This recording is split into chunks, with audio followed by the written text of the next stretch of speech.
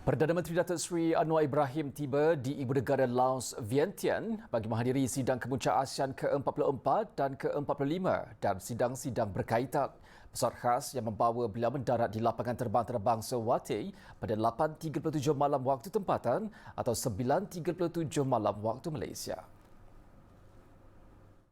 Ketibaan Perdana Menteri disambut Menteri Pertanian dan Perhutanan Laos, Ling Kam Dong Salvan dan Ketua Pengarah Biro Perkhidmatan Diplomatik, Vilatsong Visonavong. Turut hadir Menteri Luar Datuk Seri Mohamad Hassan, Ketua Setiausaha Kementerian Luar Datuk Seri Amran Mohamad Zain dan Duta Malaysia ke Laos, Eddie Irwan Mahmud. Menurut kenyataan Wisma Putra, selain daripada menghadiri sidang kemuncak ASEAN, Perdana Menteri akan menghadiri sidang kemuncak bersama 7 rakan dialog ASEAN iaitu Australia, China, Jepun, India, Korea Selatan, Amerika Syarikat dan Kanada serta sidang kemuncak ASEAN Campur 3, sidang kemuncak Asia Timur dan sidang kemuncak ASEAN Pertubuhan Bangsa-Bangsa Bersatu PBB. Selain itu, Perdana Menteri juga akan menghadiri mesyuarat pemimpin Komuniti Pelepasan Sifar Asia, sesi pertemuan pemimpin ASEAN bersama Wakil Perhimpunan Antara Parlimen ASEAN AIPA, Wakil Belia ASEAN dan Majlis Penasihat Perniagaan ASEAN atau ABAC. Sidang kemuncak itu juga dijangka akan dihadiri pemimpin dan rakan dialog ASEAN lain termasuk Perdana Menteri China Li Qiang dan Setiausaha Negara Amerika Syarikat Antony Blinken.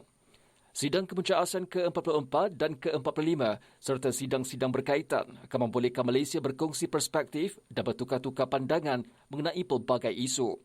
Perkara ini termasuk usaha membina komuniti ASEAN dan wawasan komuniti ASEAN 2045, keamanan dan kestabilan serantau, integrasi ekonomi serantau, ekonomi hijau, teknologi baru dan teknologi baru muncul, peralihan tenaga, keselamatan makanan serta kemajuan Timur Leste ke arah keahlian penuh ASEAN dan hubungan ASEAN dengan rakan kongsi luarnya. Perdana Menteri Datuk Seri Anwar Ibrahim tiba di Vientiane, Laos pada 8 malam Selasa. Beliau akan mengetuai delegasi Malaysia ke sidang kemuncak ASEAN ke-44 dan ke-45 serta sidang-sidang berkaitan bermula hari ini sehingga 11 Oktober. Pada sidang kemuncak ASEAN ini, Malaysia akan menyatakan pendirian mengenai isu Laut Cina Selatan serta perkembangan di Myanmar, Palestin dan Timur Tengah. Kenny Teng dan juru kamera Fazlil Hakimi melaporkan di Vientiane, Laos.